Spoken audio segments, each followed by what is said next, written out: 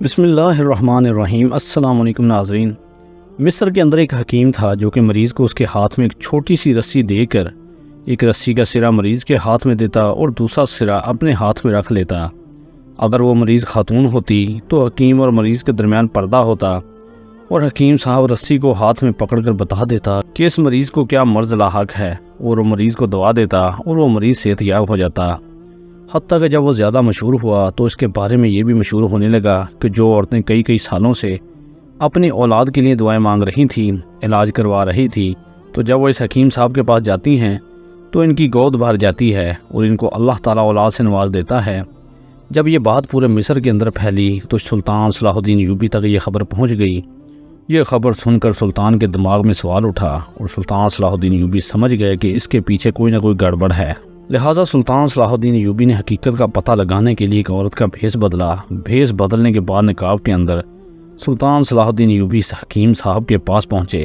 معمول کے مطابق حکیم صاحب نے ایک رسی کا سرا سلطان کو خاتون سمجھتے ہوئے سلطان کے ہاتھ میں دیا اور پردے کی دوسری طرف ایک رسی کا سرا اپنے ہاتھ میں رکھا، اور جیسے ہی حکیم نے رسی پکڑی تو اچانک دوستو اصل میں یہ واقعہ کچھ اس طرح کا ہے کہ ایک دفعہ سلطان صلاح الدین ایوبی نے ایک قلعے کو فتح کیا، تو اس قلعے کی فتح کے جشن میں سلطان صلاح الدین ایوبی نے وہ قلعہ اپنے ایک سپاہی کو جو کہ سلطان کے ساتھ ہی بچپن سے لڑتا آ رہا تھا اس کو تحفے میں دے دیا، اور اس سپاہی سے اس قلعے کا حاکم مقرر کر دیا۔ وہ سپاہی بڑا ایماندار، ذہین اور عقل مند تھا۔ اس کی بہادری کی وجہ سے سلطان نے اتنا بڑا قلعہ اس نوجوان کے حوالے کر دیا۔ وقت گزرتا رہا اور اس حاکم نے اپنی مہارت اور اپنی بہادری سے ثابت کر دیا کہ سلطان صلاح الدین ایوبی کا فیصلہ قلعہ اس کے حوالے کرنے کا بالکل درست تھا۔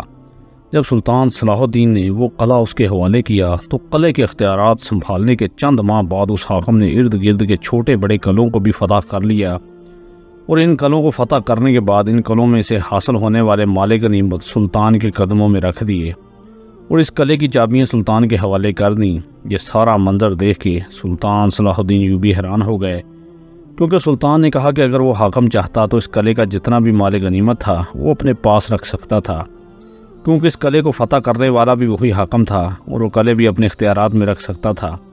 لیکن اس نے سلطان صلاح الدین ایوبی کے احسان کا بدلہ کئی گنا کر کے واپس چکا دیا۔ سلطان صلاح الدین ایوبی بڑے خوش ہوئے۔ اب سلطان نے اس نوجوان کو حکم دیا کہ تیری رگوں کے اندر ایک بہادر، دلیر اور عقل مند نوجوان کا خون دوڑتا ہے، لیکن تمہاری عمر اب 25 برس سے اوپر ہو چکی ہے، لیکن تم نے ابھی تک شادی نہیں کی۔ تیرا اکثر وقت جنگوں میں گزرتا ہے، اور کہیں ایسا نہ ہو کہ کبھی تو شہادت کا جام پی لے اور پیچھے تیری نسل ہی ختم ہو جائے، لہٰذا تم کوئی اچھی سی نیک لڑکی تلاش کر کے شادی کر لو۔ یہ بات سنتے ہی وہ نوجوان شرما گیا۔ تو سلطان صلاح الدین ایوبی رحمۃ اللہ علیہ نے علی بن سفیان کو کہا کہ جس طرح یہ نوجوان بہادر، عقل مند اور دلیر ہے، اس نوجوان کی طرح ایک بہادر دلیر لڑکی کو تلاش کر کے لاؤ۔ علی بن سفیان اپنے گھوڑے پر سوار ہو کر نکل پڑا۔ وقت گزرتا رہا اور علی بن سفیان نے اپنے تجربے اور اپنے طریقے سے بہت ساری لڑکیوں کو آزمایا، اور انہی آزمائش اور امتحان کے دوران ایک گاؤں کے اندر ایک غریب باپ کی بیٹی علی بن سفیان کے امتحان میں کامیاب ہو گئی، اور جب وہ لڑکی کامیاب ہو گئی تو علی بن سفیان نے اس کو اپنے ساتھ لیا اور سلطان صلاح الدین ایوبی رحمۃ اللہ علیہ کی خدمت میں اس لڑکی کو حاضر کر دیا۔ سلطان صلاح الدین ایوبی رحمۃ اللہ علیہ کو علی بن سفیان نے کہا کہ حضور، میں نے بہت ساری لڑکیوں کو اپنے طریقے سے امتحان میں ڈالا، لیکن سب میں صرف یہی واحد لڑکی ہے جس نے میرا امتحان پاس کر لیا، اور یہی اس قلعے کی حاکم کی بیوی بننے کی قابلیت رکھتی ہے۔ سلطان صلاح الدین ایوبی رحمۃ اللہ علیہ نے جب اس لڑکی کو دیکھا تو سلطان بھی بڑے خوش ہوئے اور علی بن سفیان کو اپنے فیصلے پر داد دی، کیونکہ سلطان صلاح الدین ایوبی کی دور اندیش آنکھوں نے دیکھ لیا کہ ایک حاکم کی بیوی اسی طرح کی ہونی چاہیے۔ اب سلطان صلاح الدین ایوبی نے خود جا کر اس قلعے کے اندر اس نوجوان اور اس لڑکی کا نکاح کروایا۔ وقت گزرتا رہا اور وقت گزرتے گزرتے تقریباً 1 سال گزر گیا، لیکن اللہ تعالیٰ نے انہیں کوئی اولاد نہ دی۔ قلعے کا حاکم بڑا حیران و پریشان ہوا اور اپنی بیوی سے مشورہ کرنے کے بعد بہت سے ماہر حکیموں کو اپنے قلعے میں بلوایا اور ان سے مشورہ کرنے کے بعد اپنی بیوی کا علاج شروع کروایا۔ بہت عرصہ علاج کرنے کے باوجود اس کا کوئی بھی امید کی کرن نظر نہ آئی۔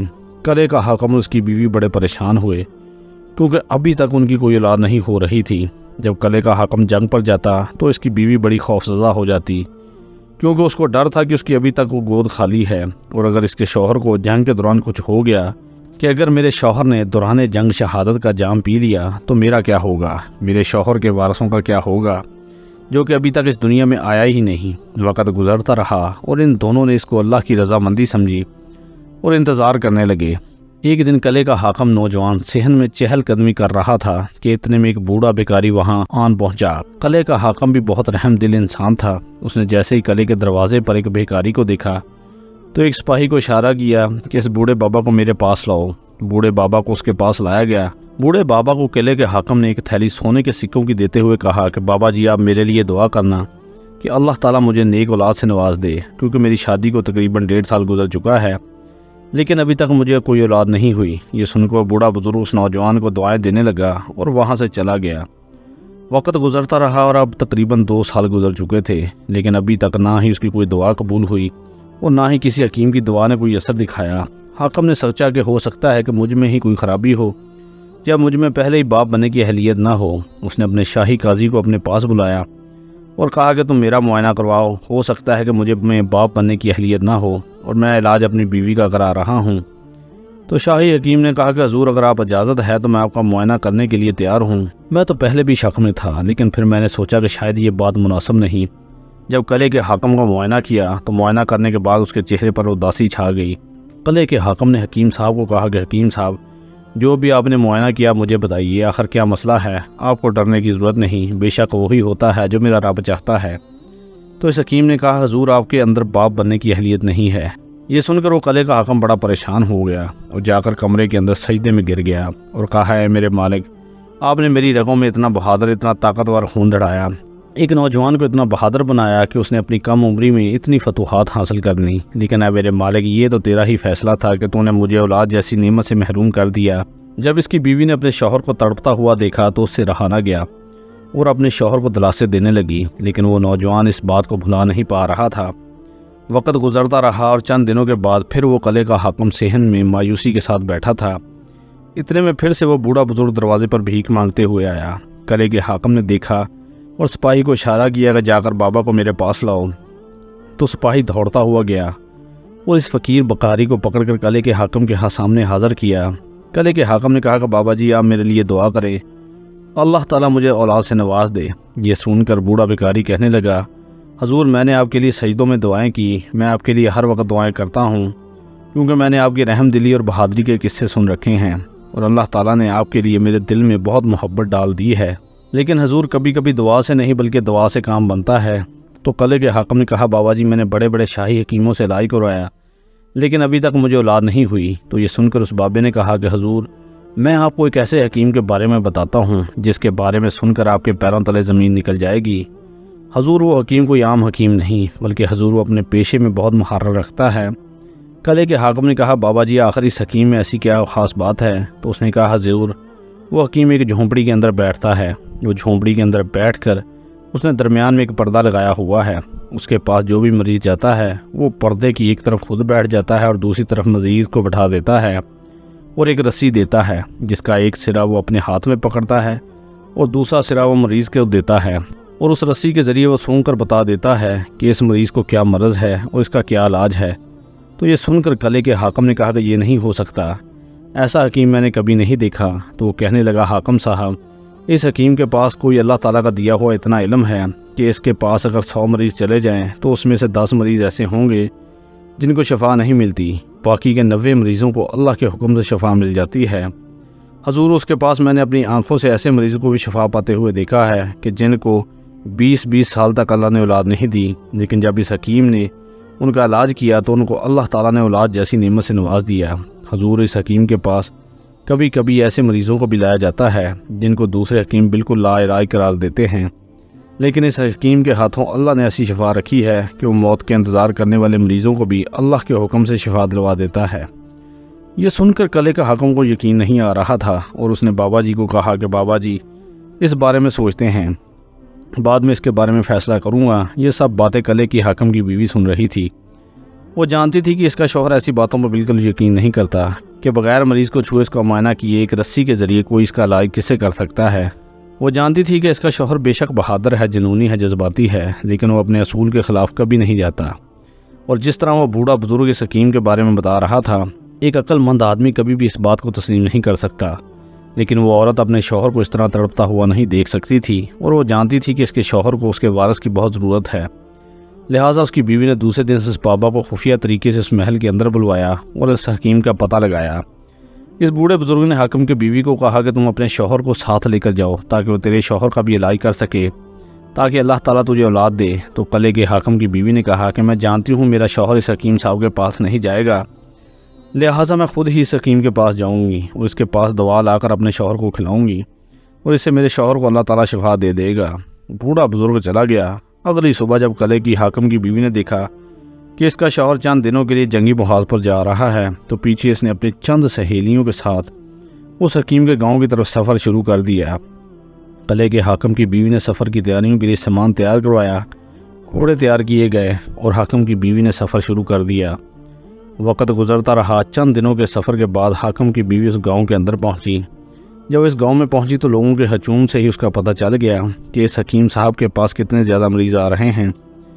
جب حاکم کی بیوی کو پتہ چلا تو وہ بڑی خوش ہوئی کہ جس طرح لوگوں کو شفا مل رہی ہے تو مجھے بھی ضرور شفا ملے گی۔ وہ بڑی امید لے کر اس حکیم صاحب کے پاس پہنچی۔ حکیم صاحب کو جب پتہ چلا کہ اس کے پاس ایک قلعے کے حاکم کی بیوی آئی ہے تو اس نے باقی سب مریضوں کو ایک طرف انتظار کرنے کا کہہ دیا اور خود باہر آ کر قلعے کے حاکم کی بیوی کو اپنی اس کٹیا کے اندر لے گیا۔ لیکن دوران ملاقات اس نے حاکم کی بیوی کی طرف نظر اٹھا کر نہیں دیکھا۔ اس کی یہ ادا حاکم کی بیوی کو بہت پسند آ گئی کہ اتنی خوبصورت لڑکی کو اس حکیم صاحب نے دیکھنا بھی گوارا نہیں کیا، اور اس لیے اللہ تعالیٰ نے اس کے ہاتھ میں شفا رکھی ہے۔ وہ خود ایک پردے میں بیٹھ گیا اور دوسرے پردے میں حاکم کی بیوی کو بٹھا دیا۔ حاکم کی بیوی نے کہا کہ حضور، مجھے حکیم سے معائنہ کرواتے ہوئے کوئی پردہ نہیں، لیکن اس حکیم نے کہا کہ میرا اصول ہے کہ میں خاتون مریضہ کا پردے کے پیچھے سے یہ علاج کرتا ہوں۔ وہ بڑی متاثر ہوئی اور خوشی ہوئی اپنی ساری روداد حکیم کو سنائی۔ یہ سن کر حکیم نے کہا کہ اے خاتون، جتنے بھی حکیموں نے تجھے کہا کہ وہ سب غلط ہیں۔ بے شک تیرے شوہر کے خون میں اولاد کی طاقت ہے، لیکن تجھ میں کچھ ایسی مرد ہے کہ اگر وہ ختم ہو جائے تو ماں بننے کے لائق بن ہو جائے گی۔ یہ سن کر حاکم کی بیوی کو بہت خوشی ہوئی کہ اس طرح تو یہ حکیم میرا علاج کر دے گا اور میں ماں بن جاؤں گی۔ اب اس نے معائنہ شروع کر دیا۔ اس نے معمول کی طرح رسی کا ایک سرا اپنے ہاتھ میں رکھا اور دوسرا سرا پردے میں ایک سوراخ کے ذریعے گزار کر حاکم کی بیوی کے ہاتھ میں دیا۔ اب اس نے معائنہ شروع کر دیا اور رسی سونگنے کے بعد اس نے حاکم کی بیوی کو ایک خاتون ملازمہ کے ذریعے کچھ دوا پلوائی۔ دوا پلانے کے بعد وہ خاتون ملازمہ وہاں سے چلی گئی۔ وقت گزرتا رہا۔ چند گھنٹوں کے بعد اس حاکم کی بیوی کی آنکھ کھلی تو وہ حیرت کے مارے کہ مجھے اس جھونپڑی میں سوئے ہوئے کتنا وقت گزر چکا ہے۔ جب اٹھی تو اسی جگہ پر موجود تھی جہاں وہ معائنہ کرانے کے لیے بیٹھی تھی۔ وہ آنکھیں ملتی ہوئی اٹھی تو پردے کے پیچھے سے حکیم صاحب نے کہا کہ جو میں نے تجھے دوا پلوائی تھی اس میں تھوڑا سا نشہ تھا، اس لیے تجھے نیند آ گئی، اور میں نہیں چاہتا تھا کہ تجھے نیند میں جگایا جائے، لہٰذا ہم تیرے اٹھنے کا انتظار کرتے رہے۔ یہ سن کر حاکم کی بیوی نے حکیم صاحب کا شکریہ ادا کیا اور اس کو خوشی میں بہت سارے سونے کے سکے ادا کیے اور وہاں سے چل پڑی۔ حاکم کی بیوی نہیں جانتی تھی کہ اس کے ساتھ سوتے ہوئے کیا ہوتا رہا۔ چند دنوں کے بعد جب حاکم جنگ سے لوٹا تو اس کی بیوی کے چہرے پر بڑے اطمینان تھا۔ اس کو سمجھ نہیں آ رہی تھی کہ مجھے اتنی زیادہ پریشانی کیوں ہے، لیکن میری بیوی کے چہرے پر بہت زیادہ اطمینان ہے۔ بہرحال رات ہوئی۔ حاکم نے اپنی بیوی کے ساتھ رات گزاری۔ چند دنوں کے بعد اس کی بیوی دوڑتی ہوئی اپنے شوہر کے پاس آئی اور کہا کہ میں ماں بننے والی ہوں۔ یہ سن کر قلعے کے حاکم نے اپنی بیوی کو کہا، یہ تم کیا کہہ رہی ہو؟ تم جانتی ہو کہ میں کبھی باپ نہیں بن سکتا کیونکہ مجھ میں باپ بننے کی اہلیت نہیں، تم ماں کیسے بن گئی؟ یہ سن کر اس کی بیوی نے کہا، نہیں، تمہیں حکیموں نے غلط کہا تھا۔ میں ایک ایسے ولی اللہ حکیم کے پاس گئی تھی جس نے مجھے کہا کہ تیرے اندر ہی کوئی خرابی ہے جس کی وجہ سے تجھے اولاد نہیں ہو رہی تھی، اور اس نے میرا علاج کیا، اور علاج کرنے کے بعد اللہ تعالیٰ نے اس کے نتیجے میں میری گود بھر دی۔ یہ سن کر قلعے کا حاکم بھی بڑا حیران ہوا، لیکن پھر بھی اس کو اپنی بیوی کی بات پر یقین آ گیا، اور حاکم نے قلعے میں جشن کا انتظام کیا اور اس بات کی خبر سلطان صلاح الدین ایوبی تک جا پہنچی۔ جب یہ خبر سلطان نے سنی تو سلطان بھی بڑا حیران ہوا، لیکن جنگی مصروفیت کی وجہ سے سلطان قلعے میں ہونے والے جشن میں شرکت نہ کر سکا۔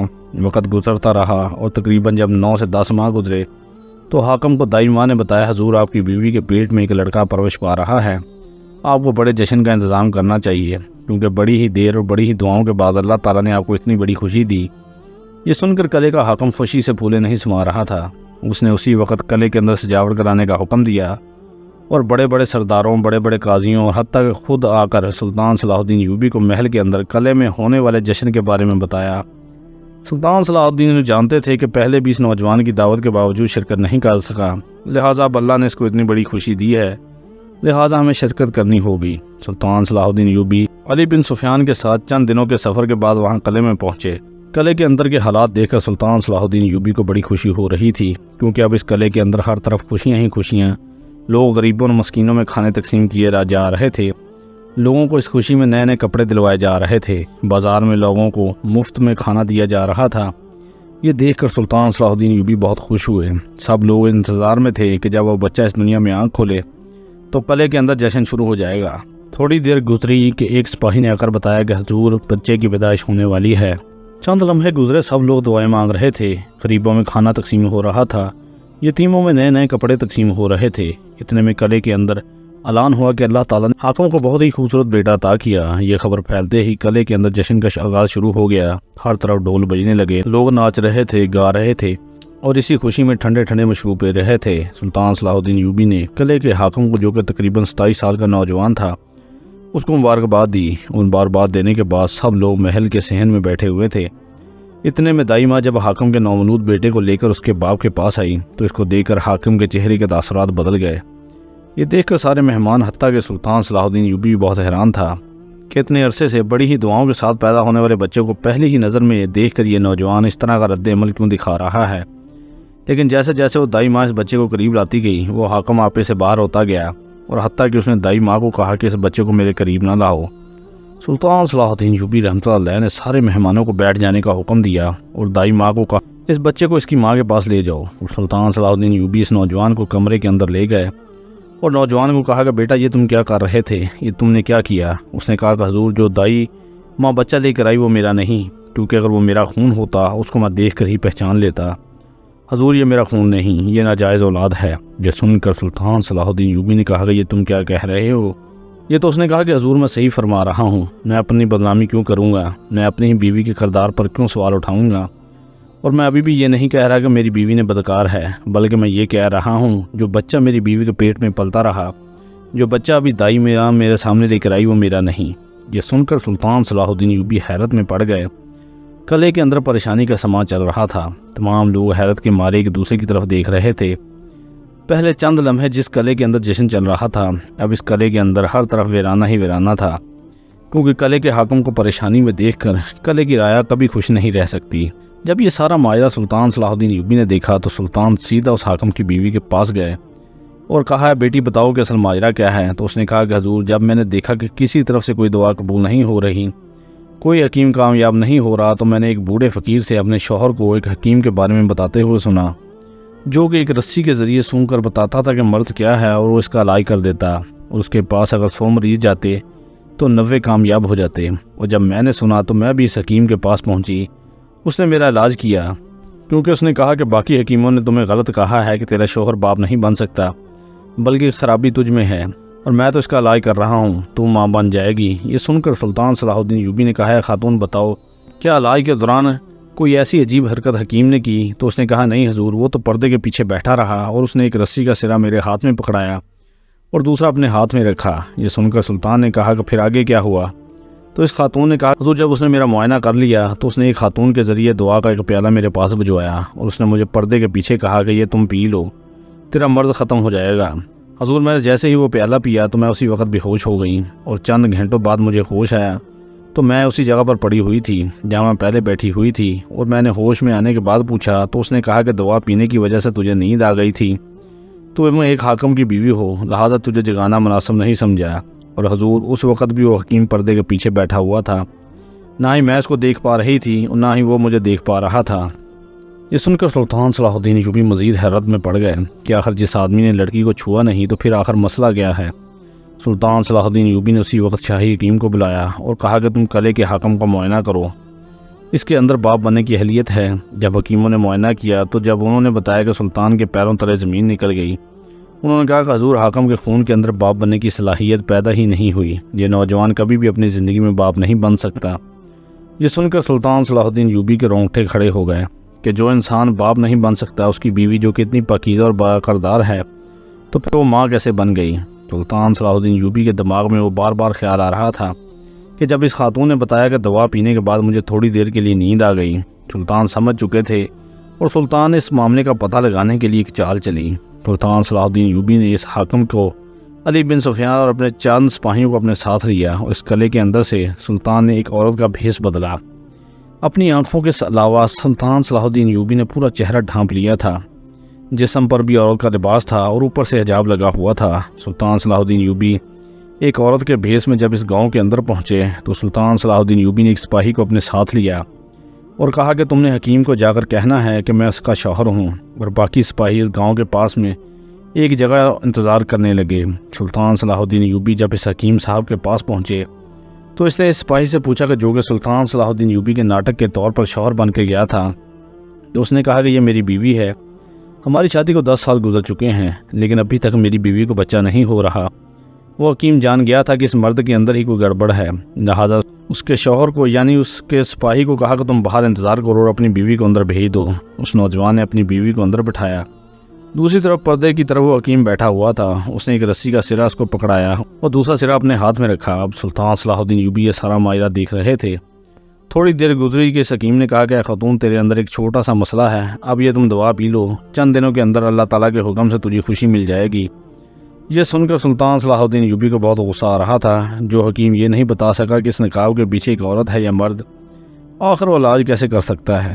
تھوڑی دیر گزری، اس حکیم نے ایک عورت کے ہاتھ میں ایک دوا دی اور سلطان کو کہا کہ جس کو وہ ایک خاتون سمجھ رہا تھا کہ آپ یہ دوا پی لیں، اس کے بعد اب چلی جائیں، آپ کو اللہ شفا دے گا۔ سلطان صلاح الدین نے اس خاتون سے دوا لی اور اس کو کہا کہ تم چلی جاؤ۔ دوا سلطان صلاح الدین ایوبی نے بڑی ہی مہارت سے وہ دوا ایک دوسری طرف پھینک دی اور بے ہوش ہونے کا ناٹک کیا۔ جیسے ہی سلطان صلاح الدین ایوبی بے ہوش ہونے کا ناٹک کیا تو اس حکیم نے پردہ ہٹایا اور سلطان صلاح الدین ایوبی رحمۃ اللہ علیہ کے عورت سمجھ کر کپڑے اتارنے لگا۔ وہ جیسے اس نے سلطان کے منہ سے نقاب اتارا تو سلطان کے منہ پر داڑھی دیکھ کے اس کے پیروں تلے زمین نکل گئی۔ وہ الٹا زمین پر جا گرا اور اس وقت اپنا خنجر نکالا تو اتنے میں سلطان صلاح الدین ایوبی نے ایک تلوار نکالی، اس کی گردن پر تان لی اور کہا کہ میں سب جانتا تھا کہ سب کے پیچھے تیری گھٹیا حرکت ہے، تو لڑکیوں کو دیکھ کر ہی جان لیتا تھا کہ بچہ پیدا کرنے کی اہلیت باپ میں نہیں یا عورت میں، تو جس باپ کے اندر بیٹا پیدا کرنے کی اہلیت ہی نہیں ہوتی، تم اس لڑکی کو نشے والی دوا پلا کر اسی دوران تم اس کے ساتھ زیادتی کرتے، اور جو لڑکی اپنے شوہر کی وجہ سے ماں نہیں بن سکتی تھی وہ ماں بن جاتی، اور وہ سمجھتی کہ تیری ہی دعا سے وہ ماں بن گئی ہے، لیکن وہ نہیں جانتی تھی کہ تم سے ہی اپنی گود میں حرام کا بچہ لے کر جا رہی ہے۔ اب سلطان صلاح الدین ایوبی نے اس حکیم کی گردن سے پکڑا اور باہر لے آیا۔ جب لوگوں نے دیکھا کہ حکیم صاحب کی گردن سے سلطان صلاح الدین ایوبی نے تلوار رکھی ہوئی ہے تو سب لوگ اکٹھے ہو گئے۔ اب سلطان صلاح الدین ایوبی رحمۃ اللہ علیہ نے سارے گاؤں والوں کے سامنے اس حکیم کا پردہ فاش کر دیا اور اس کے بعد اس حکیم کو سارے گاؤں والوں کے سامنے اس کا سر قلم کر دیا۔ اور اسی طرح سلطان صلاح الدین ایوبی کی عقل مندی کی وجہ سے وہ حکیم جو کتنے سالوں سے کتنی پاکیزہ لڑکیوں کی عزت کے ساتھ کھیل رہا تھا، اس کا کام تمام کر دیا۔